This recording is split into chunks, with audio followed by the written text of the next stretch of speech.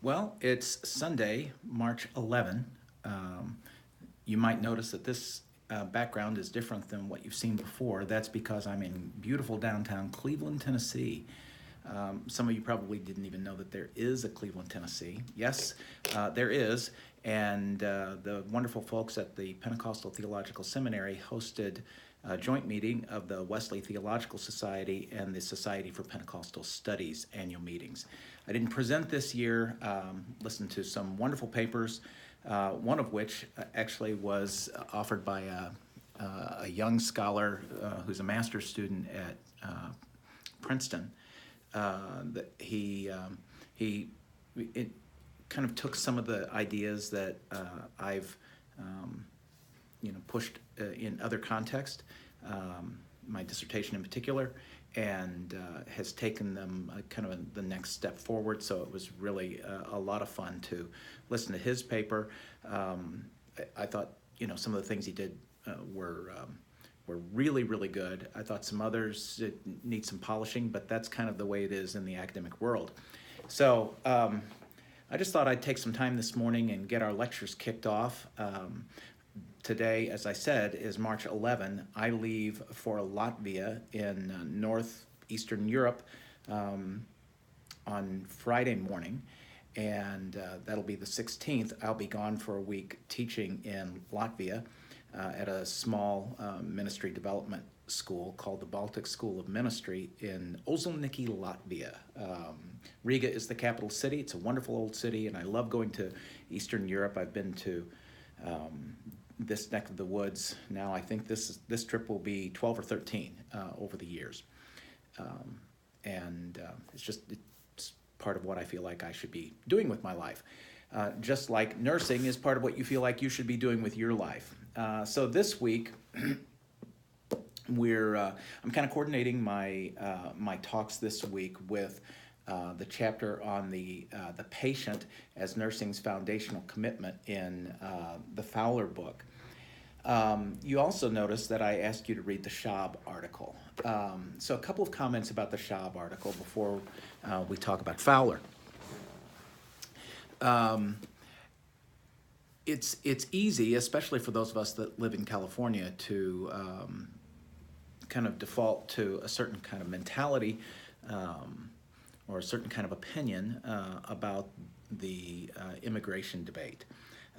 For those of us in California, it is a really ever-present conversation, and there are folks on both sides.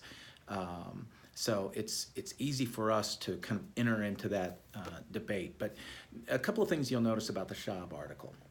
It was written for a journal that tries to do this integration piece that we've talked about for the last couple of years. For the last couple of weeks. Maybe it only seems like years. And the Schaub article is, not in a strictly biblical studies or theology journal like the article from last week.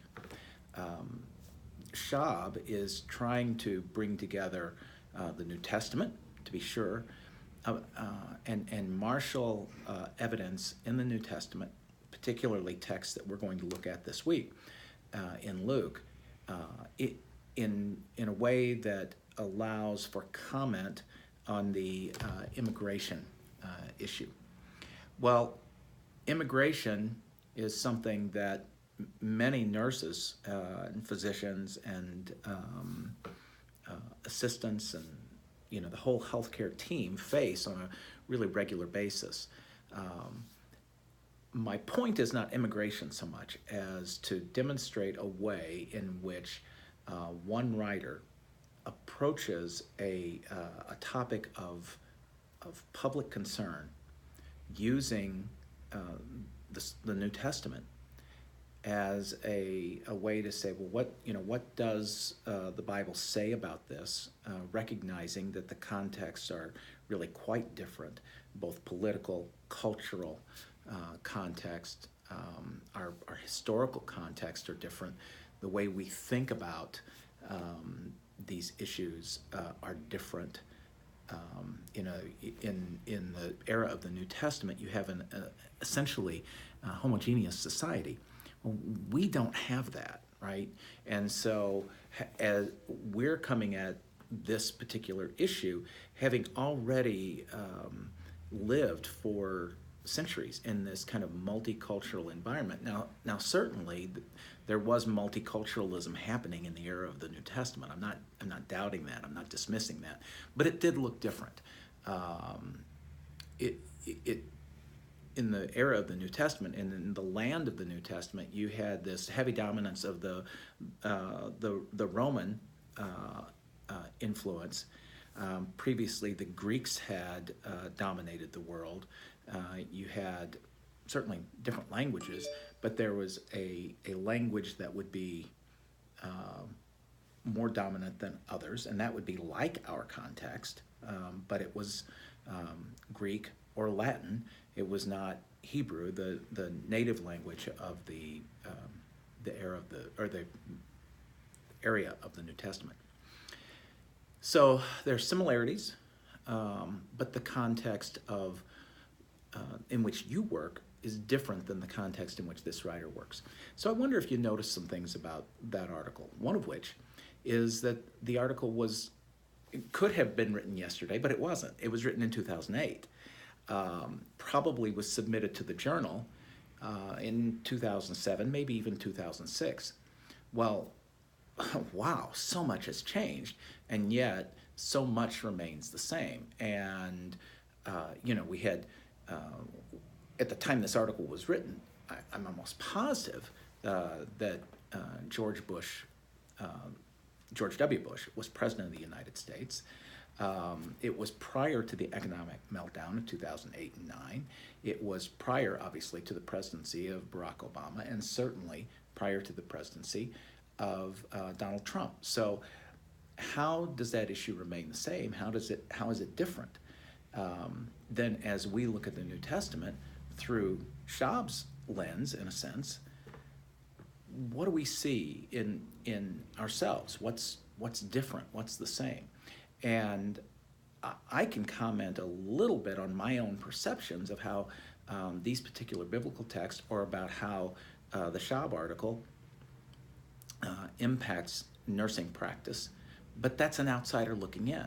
So it's going to be up to you in many ways through that written form of the article critique or the article analysis and reflection on that. It's going to be up to you to really unpack what you're thinking about that, or what nurses might think about that, so that it'll help inform me. I get a better view of what that looks like, what these particular texts look like, as you enter into conversation with Schaub and with the New Testament text.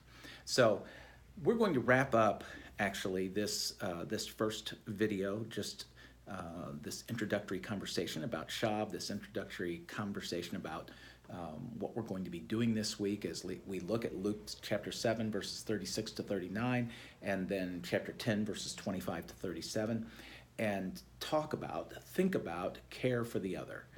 And so next, we'll reserve comments about Fowler for a second video in just a second. Thanks.